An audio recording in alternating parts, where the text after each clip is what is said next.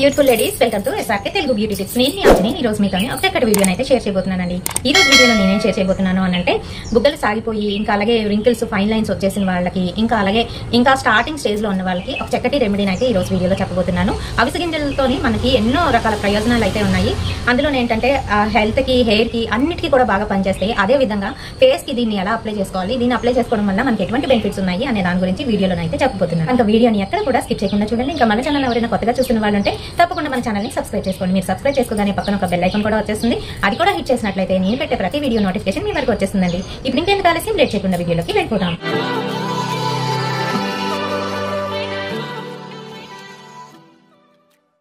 So friends, అవిసె గింజల్లోని omega 3 fatty acids అయితే ఉంటాయి. ఇంకా అలాగే మనకి ఇది క్యాన్సర్ నిరోధకంగా, దాంతో పాటుగాను ఎటువంటి హార్ట్ ప్రాబ్లమ్స్ ఉన్నా కూడాను రెక్టిఫై చేసే విధంగానైతే ఇది పనిచేస్తుంది. ఇదిగోండి అవిసె గింజలు ఈ విధంగానైతే ఉంటాయి. చాలా మందికి తెలీదు, అందుకనే చూపిస్తున్నాను. ఫ్లెక్స్ సీడ్స్ అంటారు. ఈ అవిసె గింజలతోని వాటర్లో వేసి బాగా మరిగించేస్తే కొంతసేపటికి అందులో నుంచి గ్రీజీగా ఇందులో ఉన్న మొత్తం అంతా కూడా బయటకు వచ్చేస్తుంది. ఆ వాటర్లో మిక్స్ అయిపోతుంది.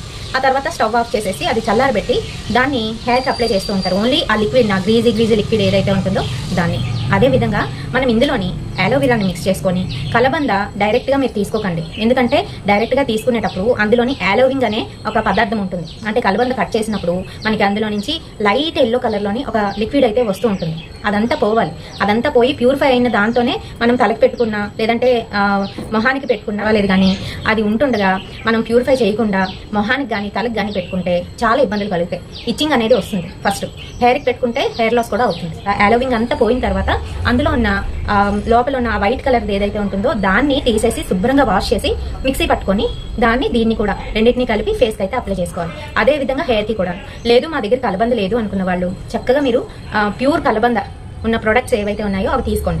అవి కూడా యూజ్ చేయొచ్చు. పతంజలి వాళ్ళు తీసుకోండి, అది కూడా బాగా పనిచేస్తుంది. రెండింటిని కూడా మిక్స్ చేసేసి ఫేస్ అంతటికి కూడా అప్లై చేసి మసాజ్ అయితే ఇచ్చుకోవాలండి. మసాజ్ అనేది తప్పనిసరిగా చేయాలి. వీక్లీ వన్స్ లేదంటే వీక్లీ ట్వైస్ చేయడం వల్ల మీకున్న ఫైన్ లైన్స్, వ్రింకిల్స్, ఇంకా అలాగే ఈ జాస్ దగ్గర దిగిపోతూ ఉంటుంది. కొంతమందికి బాగా లూజ్ అయిపోయి ఇలా దిగుతూ ఉంటుంది. అలా అవ్వకుండా ఉండేందుకు ఈ విధంగానైతే చేయాలి. మసాజ్ చేసుకోవాలి. తప్పనిసరిగా ఎక్సర్సైజ్ రోజు రెగ్యులర్ గా చేస్తూ ఉండాలి. ఇలా చేయడం వల్ల ఏంటంటే మనకి ఇక్కడ చిన్న దగ్గర డబుల్ చిన్ రావడం, ఇంకా అలాగే జాస్ దగ్గర సాగిపోయినట్టుగా అయిపోవడం, బుగ్గలు సాగిపోవడం ఇలాంటివి అవ్వకుండా ఉంటాయి అన్నమాట.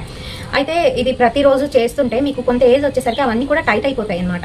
సో టైట్ అవ్వడం వల్ల మీకు కంప్లీట్ గా ఆ ప్రాబ్లం అనేది ఉండదు. మీరు ఏజ్ అయినా కూడాను ఇంకా చిన్నగానే కనిపిస్తారు.